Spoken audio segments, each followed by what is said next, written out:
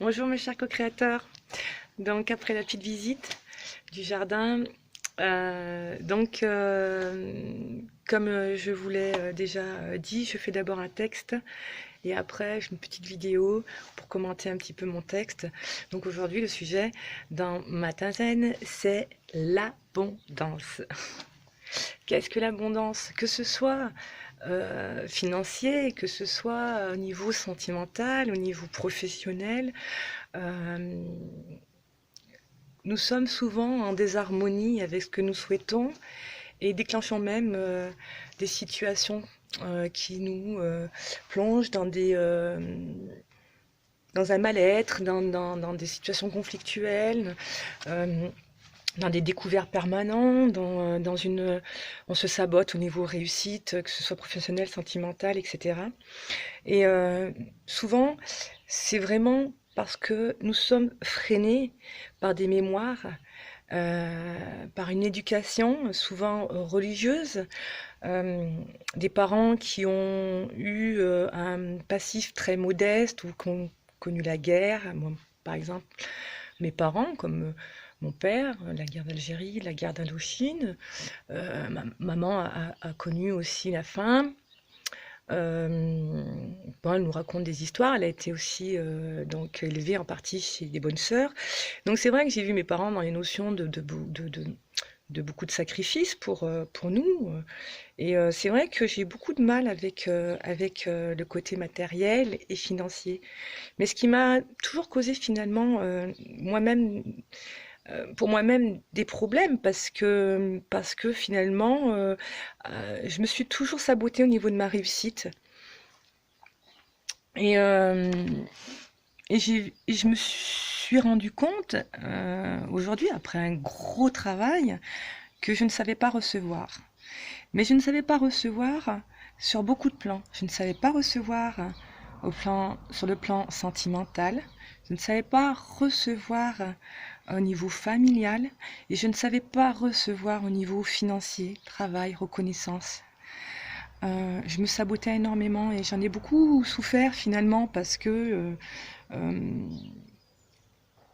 beaucoup de potentiel euh, et je comprenais pas. Je comprenais pas pourquoi toujours ces échecs, ces difficultés, ces épreuves.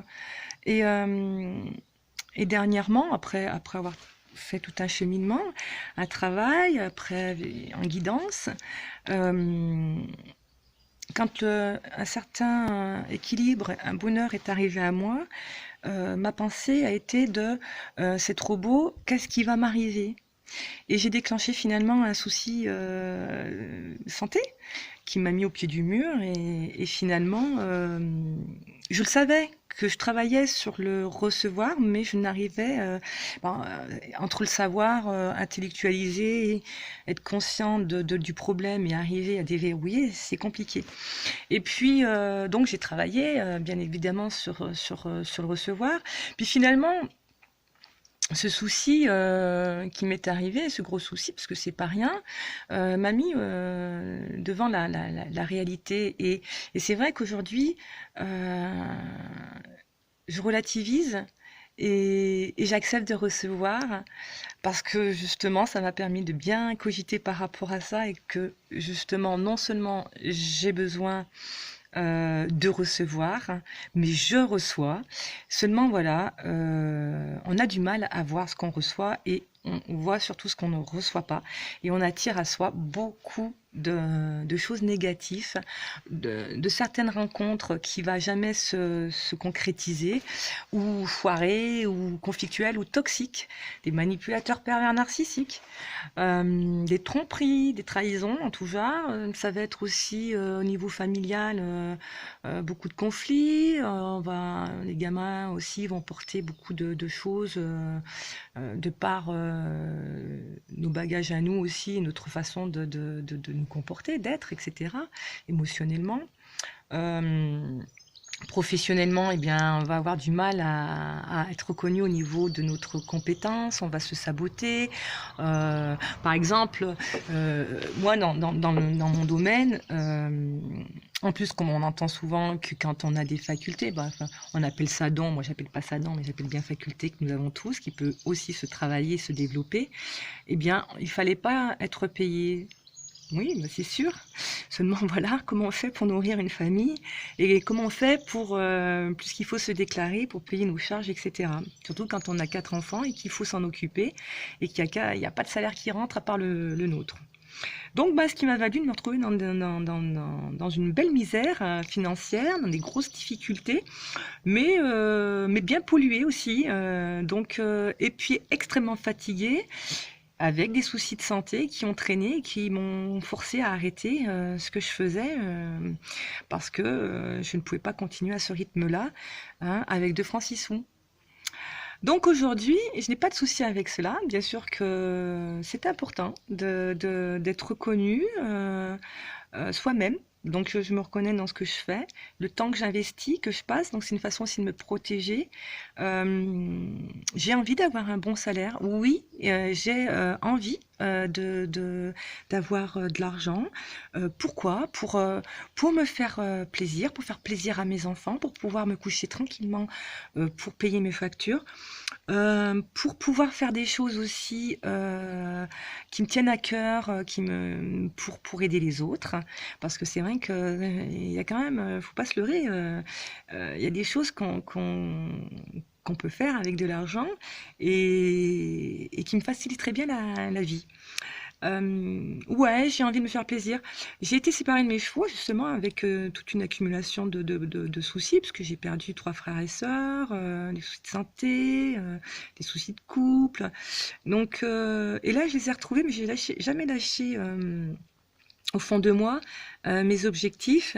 Je n'ai jamais accepté de régresser, en tout cas, d'être en dessous d'un cadre de vie que, malgré que j'étais au RSA, j'ai toujours eu des logements finalement au-dessus de mes moyens, mais je me suis toujours donné du coup euh, un coup de pied aux fesses pour pouvoir avancer, parce que plus on sort de sa zone de confort, plus on va se donner les moyens de. Par contre, si on reste dans une zone de confort, on va pas vraiment se donner les moyens et ça va stagner tout le temps. Alors moi, j'aime pas la stagnation, donc c'est vrai que je me suis toujours démerdée pour avoir finalement un cadre de vie qui me correspond. J'ai absolument pas envie de vivre dans un HLM.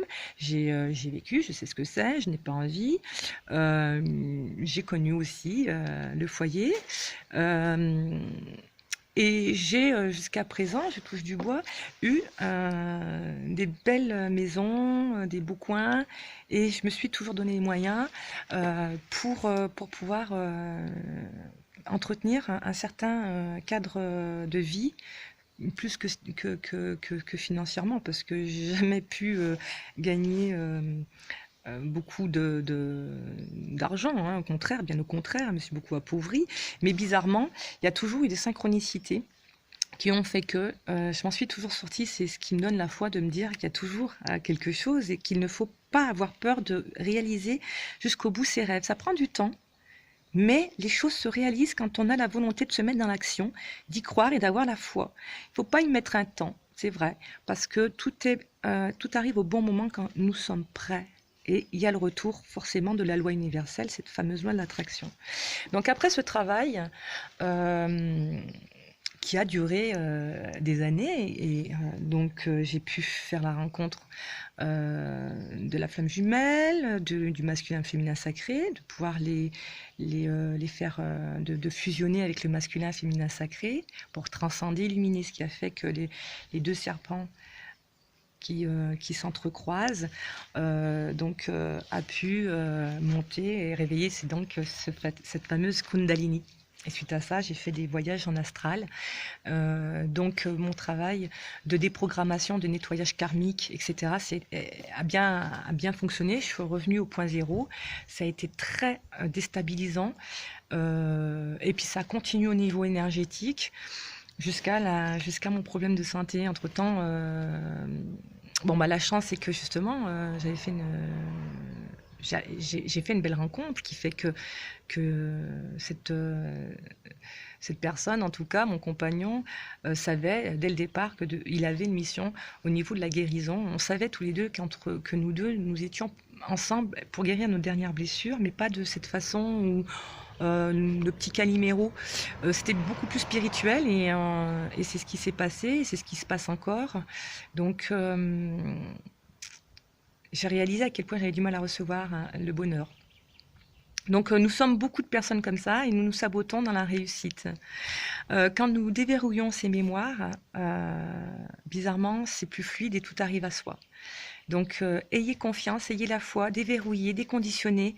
Arrêtez de dire que vous n'aimez pas l'argent, que vous n'aimez pas ceci. C'est pas d'aimer l'argent, c'est d'aimer ce qu'on peut en faire avec, ce que l'on peut produire, ce que l'on peut faire avec, qui est important. Chaque personne en fera ce il a envie d'en faire, et puis il y a point de jugement à avoir par rapport à ça. Moi, j'ai vu en tout cas, autour de moi, c'est que j'ai suscité quand même pas mal de jalousie en n'ayant pas grand-chose, mais parce que je pense que je renvoyais toujours cette image de la personne qui avait tout, qui était heureuse. Je suis pas quelqu'un d'ailleurs qui me lamente sur mon sort constamment, et comme je suis toujours dans cette tout est possible, dans cette énergie-là, en passant par des phases comme tout le monde de tristesse, de désespoir, de perte de foi, de colère, beaucoup de colère. Je me remonte toujours en ayant toujours cette conviction que tout est possible et que tout part de soi. Donc effectivement, il y a une responsabilisation à avoir. Quoi qu'il en soit, il faut arrêter de croire que tout part de l'extérieur. Même une relation, on attire à soi ce qu'on cherche. Hein. Ce que tu cherches te cherche, tout simplement. Donc il y a une responsabilisation, on sort de l'ego, et enfin on va travailler sur les égos. Et c'était très intéressant de voir justement les résultats que nous produisons. Donc voilà, j'accompagne certaines personnes à déverrouiller certains blocages, certains freins, afin qu'elles attirent à elles vraiment ce qu'elles souhaitent, ce qu'elles désirent, et qu'elles s'alignent avec ce qu'elles sont venues chercher en s'incarnant sur cette vie terrestre. Donc c'est mon rôle de déprogrammer, d'accompagner, d'aider. En parallèle de ma médiumnité clairvoyante pour certaines personnes qui souhaitent être éclairées sur leur chemin. Il y a les soins énergétiques et en même temps que je fais lors de ce cheminement de déprogrammation qui est aussi psychologique mais aussi physiologique, parce que c'est vrai qu'on a pas mal de choses qui se produisent au niveau aussi du corps, hein, quand on y met des blocages. Donc c'est très intéressant de travailler sur tous les plans. Donc voilà, je voulais faire un petit éclairage en tout cas sur ce qui est de l'abondance et comment le recevoir, et pourquoi certaines personnes ont vraiment du mal à recevoir. Je dis bien que nous sommes une partie, en tout cas une grande partie de personnes à passer à côté véritablement de ce qu'elles devraient vivre en fait, par peur, par manque de confiance, par mauvais code, par un schéma éducatif, par des mémoires transgénérationnelles et karmiques. Bon, je vous souhaite un excellent mercredi, une très belle journée lumineuse. Je vous dis à très bientôt. Namasté. Je nous aime.